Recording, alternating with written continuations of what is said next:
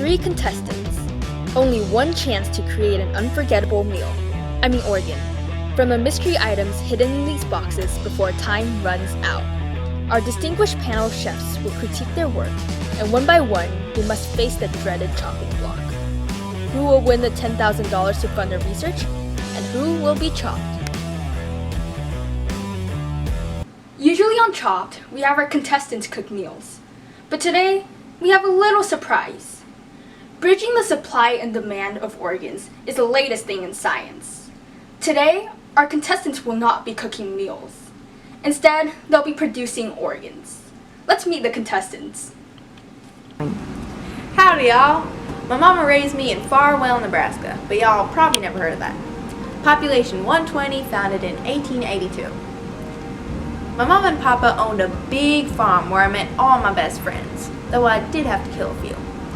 Porky the pig, if you're watching, I miss you the most. You see, my pig Porky is the reason I decided to be a scientist, because I dissected him. Along the way, I disappointed my mama and papa because they wanted me to take over them crops. In my younger years, I performed many brilliant experiments, including a series of lizard operations, where I used to dissect lizards and switch the placement of their organs. I tried to take my research to the Massachusetts Institute of Technology. However, they rejected me. Curse those MIT idiots. In spite of their stupidity, I created my own university called FMIT, where I branded my own line of superhuman geniuses to help me construct the most perfectly crafted organs that will show MIT how much better I am than them. I am on the show today to show those MIT losers what they are really missing out on, and to display to the mindless American public how far more superior I am in intelligence. Hello friends, I grew up in the wonderful town of Davis, California. My family owns a meat packing factory where I saw firsthand the horrors behind animal slaughtering. When I turned 18, I decided to flee the state and move to Eugene, Oregon to join a hippie clan. Ever since then, I have found ways to expand my mind, express peace, and befriend all living things. In my free time, I like to cook vegan meals, practice yoga in the forest, and conduct research on the world's greatest plants. God bless planet Earth. Are you undecided what you want to be when you grow up? Do you not know what to do for the rest of your life? Are you unspecialized? Explore your options at Stem Cell University, where you have the potential to achieve great things. You have the potential to become a blood cell, a bone cell, a fat cell, a skin cell, a nerve cell, or even a liver cell.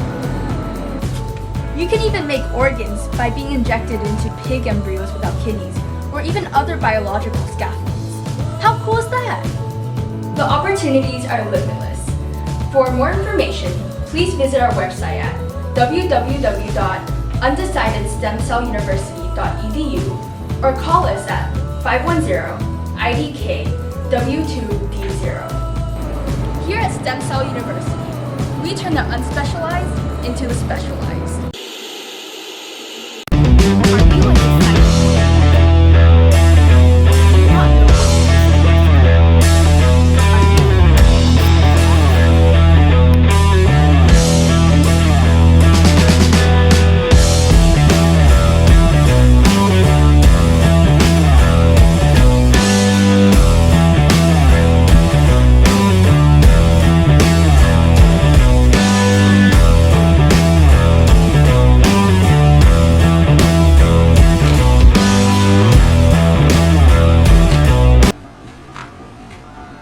Scientists, there's a box of ingredients in front of you. You must use all of them, and your dishes will be judged on practicality, ethics, as well as potential. If you do not use all of your ingredients, you will be chopped. You may now open your boxes.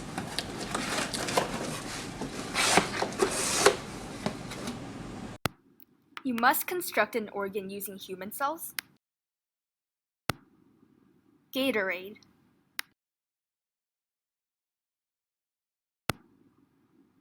and flowers. In addition to these required items, you may go inside your pantry to grab any other items that you may desire. The biggest 20 minutes of your life starts now.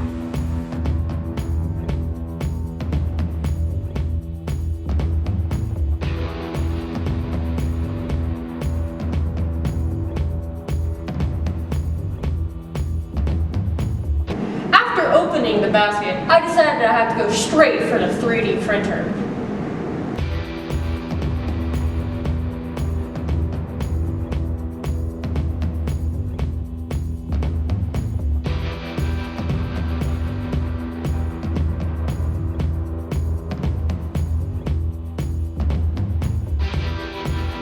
Since I'm a farm girl, I knew I had to have some sort of farm animal in my idea.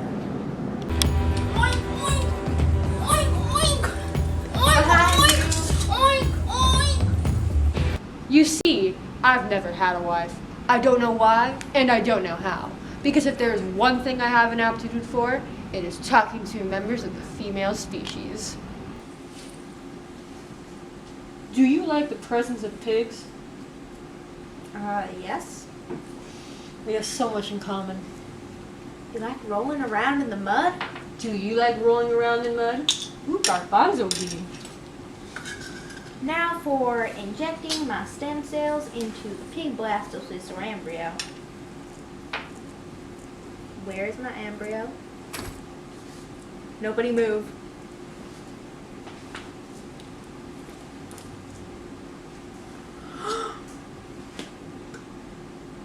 Now, was I mad when the creepy gallium guy ate my pig embryo? Mad would be an understatement. I was furious. I think that went well.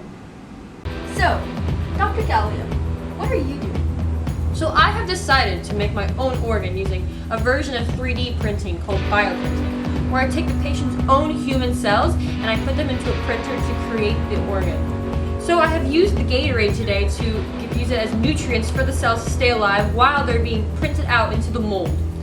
See, in the printer, they are being printed out layer by layer until they are made into the 3D shape. Well, I wish you the best of luck. Thank you.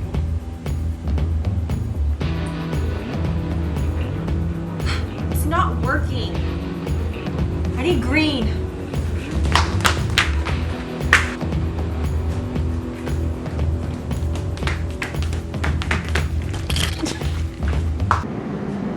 Let's try out my moves on the hipster now.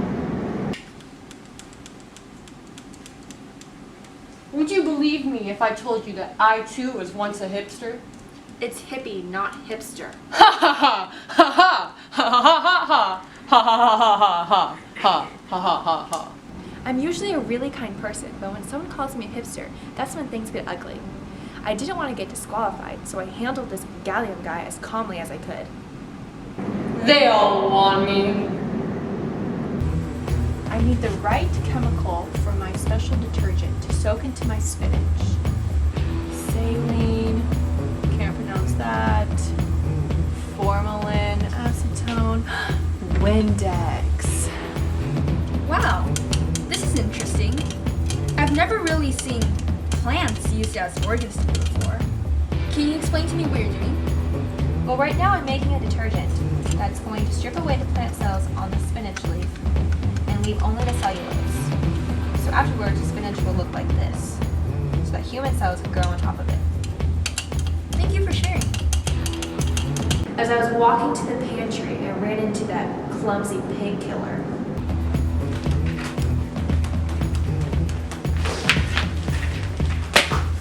Watch where you're going, hippie. Same to you, animal slaughterer. This isn't over. She reeks of marijuana.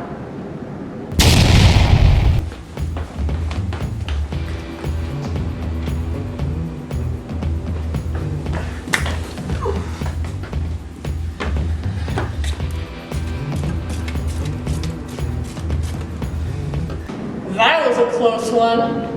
I figured the other two were ahead of me because the gallium guy ate my pig embryo. So I decided to sabotage Starshine.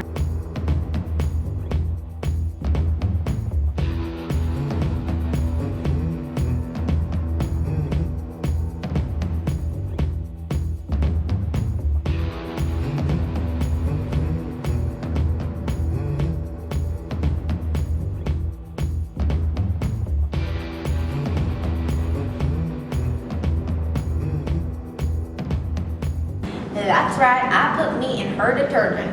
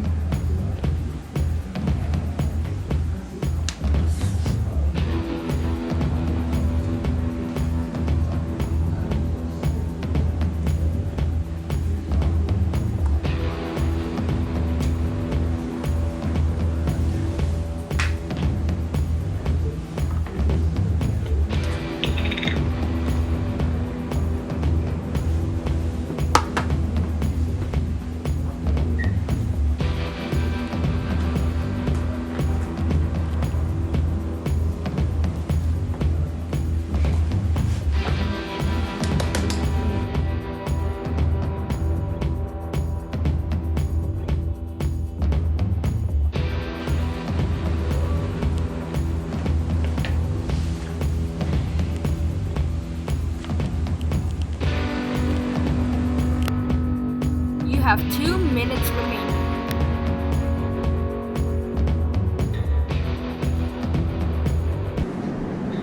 So I realized I never used the flowers, so I guess I decided to make a vinaigrette at the very last moment.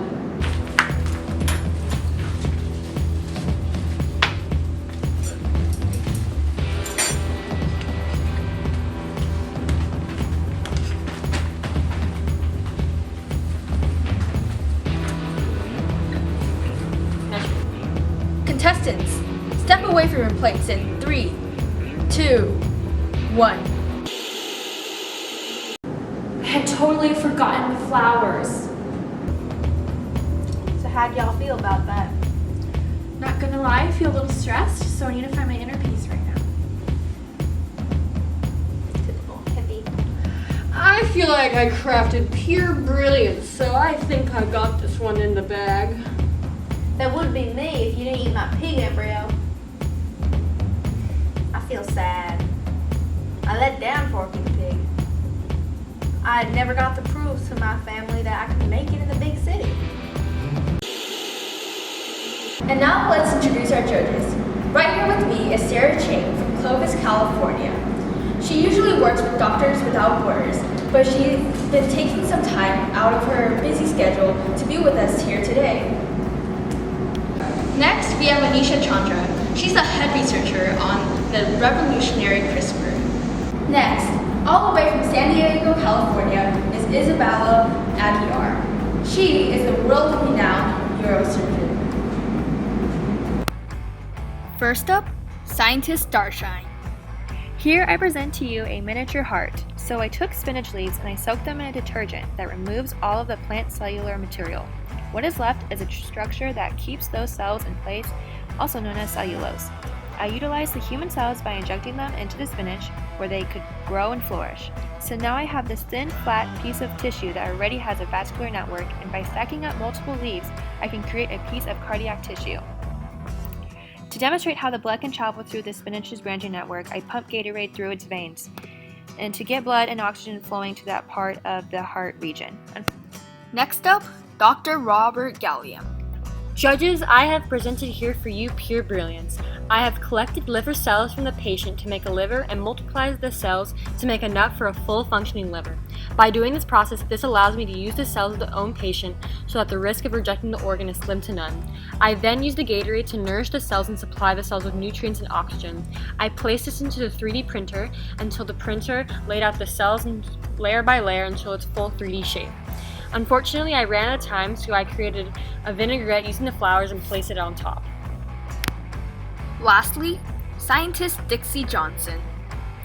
I have no doubt that my creation of the human pancreas, even if it doesn't fully function, is the most unique approach to resolving the issue of human organ shortage. Humans and pigs share many anatomical and physiological characteristics, such as organ size. What I did in the kitchen today consisted of deriving pig mature embryos, and then I genetically modified these so the resulting piglet could not develop a pancreas on its own and would instead have to rely on human stem cells. The embryos were inserted into a live pig who had a baby with a functioning pancreas. I used the Gatorade to energize the pig and the flowers so that the pig would look pretty while giving birth. I'm worried that spinach implants of people will cause an immune response from the body and therefore reject this creation. But I love how the main ingredient can be found in the nearest grocery store because it's very cheap and very convenient.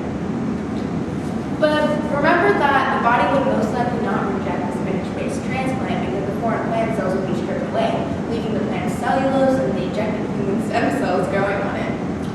However, I feel that spinach isn't that significant of a vegetable to begin with. Like, why not green beans or cabbage?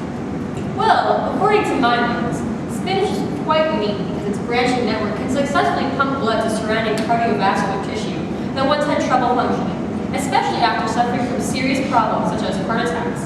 But I don't know if I would trust such a flimsy piece of lettuce to keep my heart pumping and my body alive. Sounds sketch.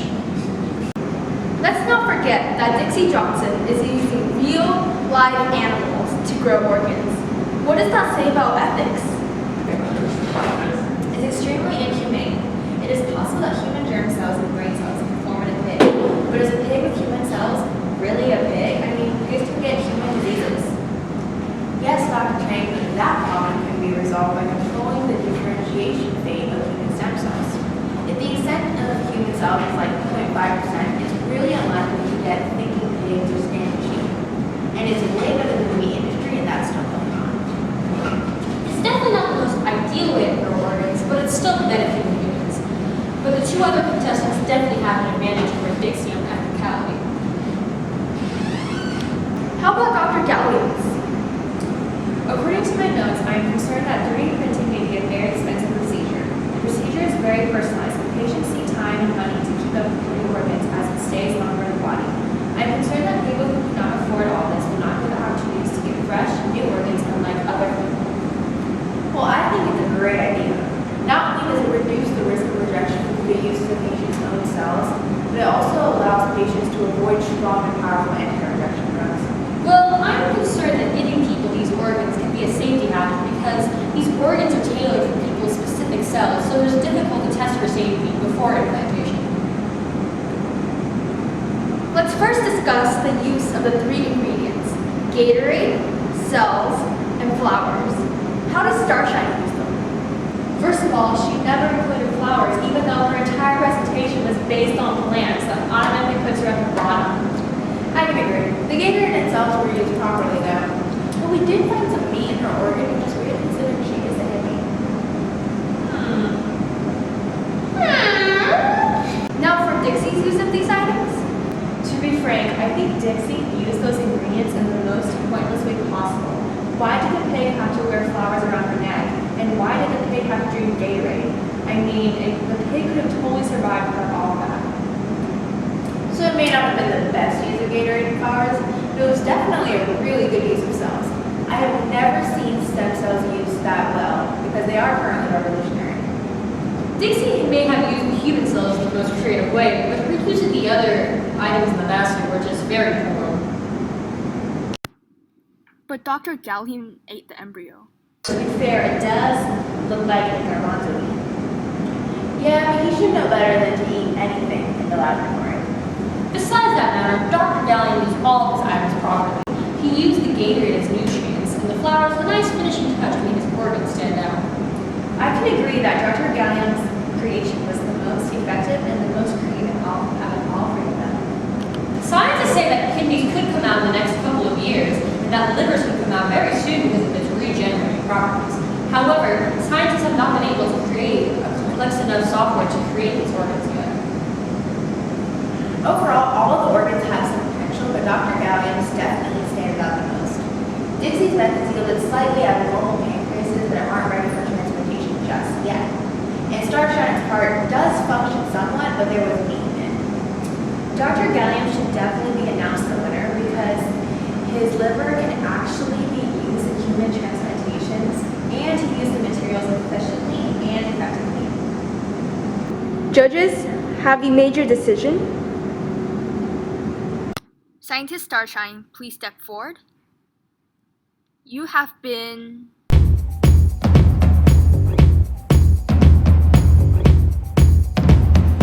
chopped. Please step back. Dixie Johnson, please step forward. You have been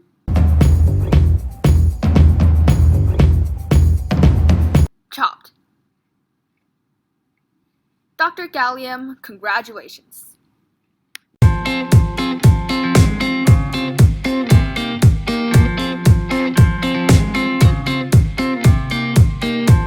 Finally, someone is recognizing my genius. Suck it, MIT.